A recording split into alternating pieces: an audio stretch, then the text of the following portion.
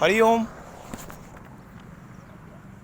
Knowledge plus की इस workshop में हम सभी विद्यार्थियों का स्वागत करते हैं। आज हरिओम एस्ट्रोलॉजी क्लास नंबर 20 है। इस क्लास में एक महत्वपूर्ण कंसेप्ट हम बताने का प्रयास कर रहे हैं, वो है महादशा। अगर आपको एस्ट्रोलॉजी के बारे में थोड़ी बहुत भी जानकारी हो तो आपने सुना होगा, पंडित जी महाराज कहते हैं कि महादशा अच्छे प्लैनेट की नहीं चल रही। ये महादशा क्या है? ये महादशा कैसे फाइंड आउट होती है और किस प्लैनेट की महादशा कितने टाइम की होती है, इस पे तो हम चर्चा करेंगे, लेकिन उसका क्रम क्या है उस पे उसके रहस्य भी आएंगे। और इससे पहले कि ये बताएं कि उसका क्रम क्या है, वो आपको पहले से पता है यदि आपने अपनी पिछली वर्कशॉप ध्यान से अटेंड की हुई। सिर्फ हमें एक क्लिक देना है, आपको एक डायरेक्शन देनी है और आपको पता लग जाएगा कि किस तरह से वो महादशा फाइंड आउट होती है।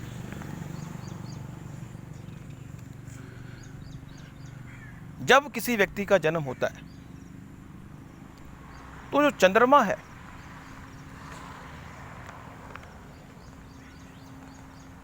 चंद्रमा के आधार पर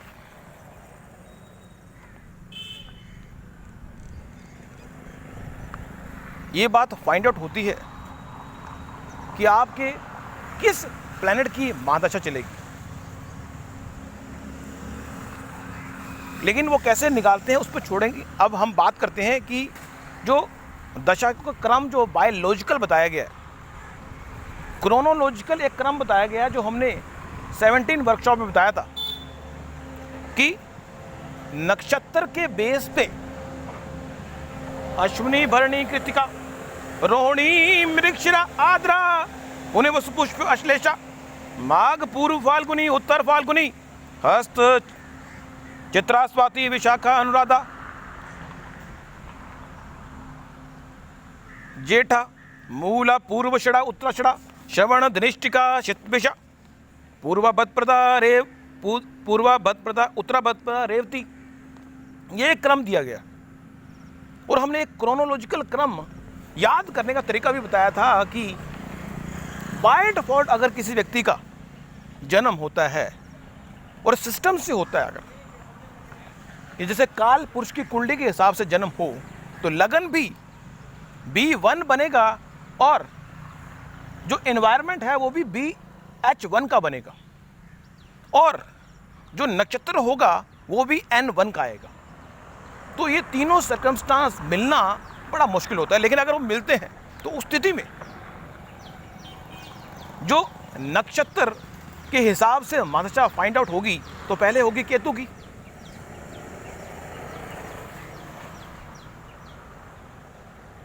केतु की जो महादशा है वो 7 सालों की होती है। फिर है शुक्र की, और शुक्र की जो महादशा है वो होती है 20 सालों की। फिर है सूर्य की, वो 6 सालों की। फिर है चंद्रमा की 10 सालों की। फिर है मंगल की। फिर है राहु की 18 वर्षों की।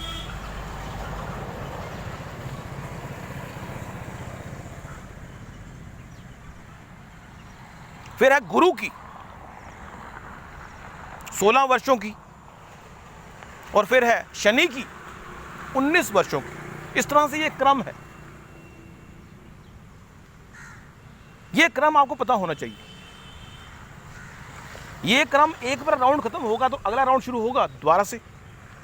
मैं जरूरी नहीं है कि अगर आपका जो जन्म है वो रोहिणी में हुआ है तो चंद्रमा की चलेगी, अश्विनी में हुआ है तो केतु की चलेगी।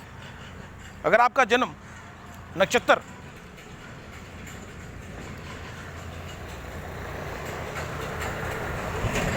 हस्त है तो मून की चलेगी। इस तरह से ये क्रम निश्चित किया गया है कि शुक्र ना केतु, शुक्र सूर्य चंद्रमा मंगल, राहु, गुरु और शनि। और एक बात इस टॉक में हम आपको बता दें कि जो महादशा का जो कंसेप्ट है वो क्या कहता है कि जो पहली महादशा है वो B1 को और B7 को विशेष रूप से प्रभावित करती है।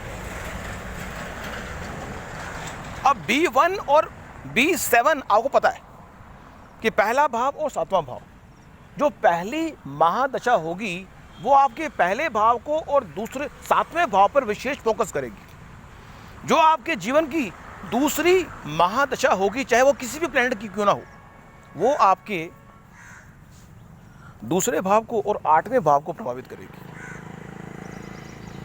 अब दूसरे भाव में चाहे H1 से लेके H12 तक किसी भी भाव की एनवायरनमेंट पड़ा हो, लेकिन भाव तो वही रहेगा। जैसे भगवान श्री कृष्ण की कुंडली को अगर आपने याद कर लिया हो, तो भगवान श्री कृष्ण की कुंडली में अगर दूसरे भाव की अगर बात करें तो दूसरे भाव में जो एनवायरनमेंट है वो H3 का है।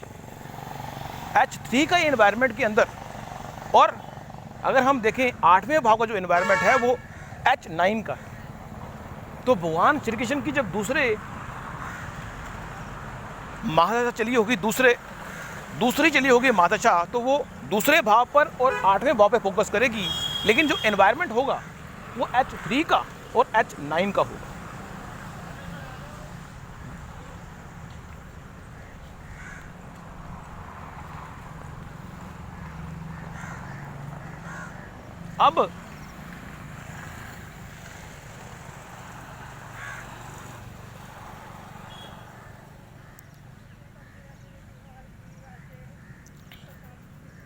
अब अगर हम देखें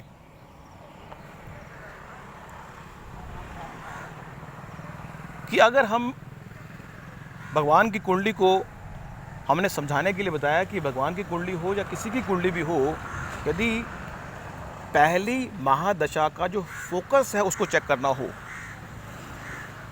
उसका डेडिकेशन चेक करना हो, तो हमें देखना पड़ेगा कि पहली महादशा का जो डेडिकेशन है वो पहले भाव पे और सातवें भाव पे, उसका जो फोकस है वो पहले और सातवें भाव पे होता है। जो दूसरी महादशा है उसका जो फोकस है वो दूसरे और आठवें भाव पे होता है। जो तीसरी महादशा है उसका जो फोकस है वो तीसरे भाव पे और नौवें भाव पे होता है।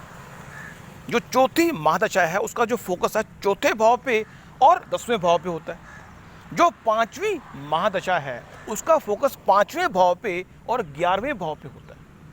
अब 5वां भाव क्या है, 11वां भाव क्या है, वो हम बाद में करेंगे, लेकिन आपको ये पता लग गया कि B5 की बात सर कर रहे हैं। आपके सामने जो वीडियो आ रही है वो नेचर की हो सकती है। उस नेचर के एनवायरनमेंट में ऑडियो को फोकस करें, नेचर पे भी देखते रहें, लेकिन ऑडियो पे फोकस करें।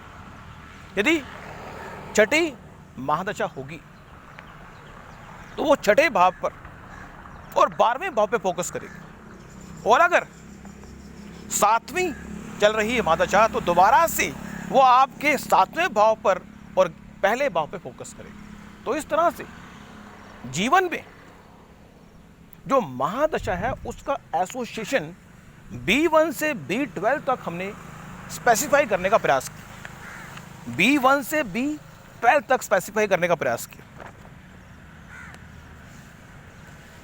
तो महादशा को हम जो आपकी कुंडली का एग्जीक्यूटर है उससे भी जोड़ते हैं, लेकिन उसकी बात हम बाद में करेंगे, क्योंकि हम एक कंसेप्ट को लेके समझाएंगे तो बात समझ आएगी। लेकिन फिर भी हमने 2-3 वर्कशॉप पिछले जो की हैं वो भारी हो गई हैं, तो घबराएं नहीं। उन वर्कशॉप को टाइम दें और समझने का प्रयास करें। उसमें टाइम देंगे आपको समझने के लिए, फिर भी आपका वर्कआउट ही रंग लाएगा। इस दुनिया में ये एक जीवन का रहस्य है कि यदि आप वर्कआउट करने को तैयार हैं तो ही आप जीवन में कुछ बड़ा कर पाते हैं।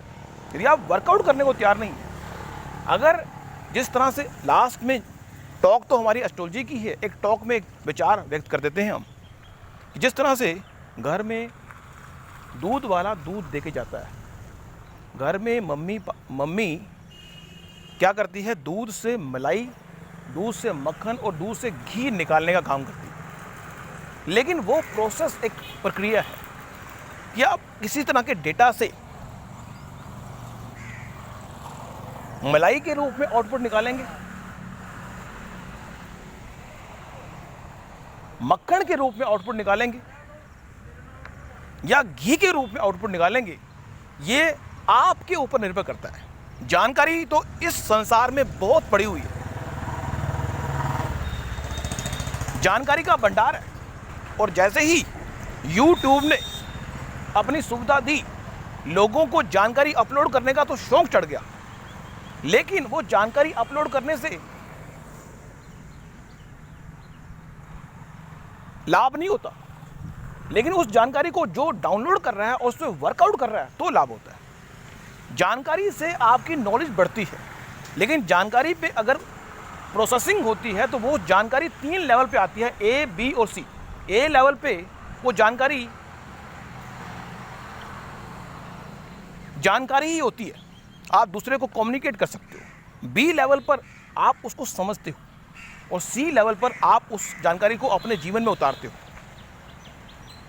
नेक्स्ट वर्कशॉप में कुछ और बताएंगे। Thank you so much for listening and supporting always Hariom knowledge plus.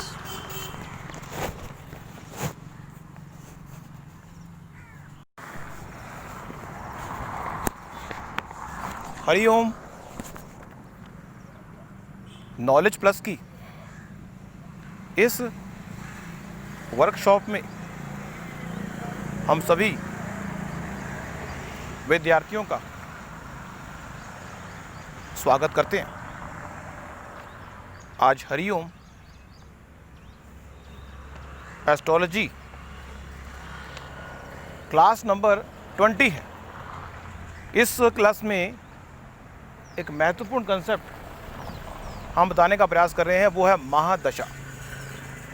अगर आपको एस्ट्रोलॉजी के बारे में थोड़ी बहुत भी जानकारी हो तो आपने सुना होगा, पंडित जी महाराज कहते हैं कि महादशा अच्छे प्लैनेट की नहीं चल रही।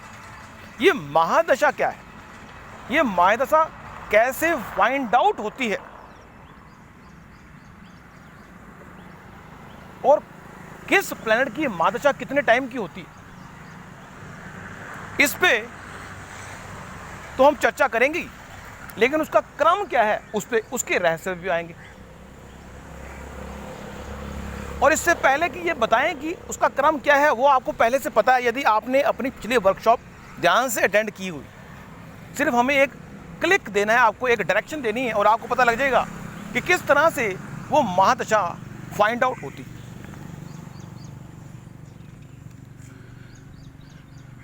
जब किसी व्यक्ति का जन्म होता है तो जो चंद्रमा है,